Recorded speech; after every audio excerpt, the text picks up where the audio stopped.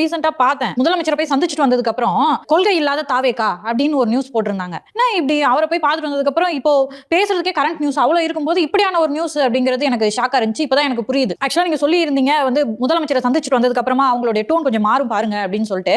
இப்போ நான் பார்க்கும்போது ரீசெண்டா வந்து தாவேகாக்கு கொள்கை இல்ல அப்படின்ற ஒரு விஷயத்தை பேசியிருந்தாங்க. எனக்கு ரொம்ப ஷாக்கிங்கா இருந்தது. தாவேகா ஒன்னும் நேத்து ஆரம்பிச்ச கட்சி இல்ல. இதெல்லாம் ஸ்டார்டிங்கே பேசினதுதான். அதை மறுமுறையும் இப்ப பேசணும்ன்ற அவசியம் இல்லை. எது இதை பேசியிருக்காங்க அப்படின்னு யோசிச்சேன். இதுதான் அஜெண்டா.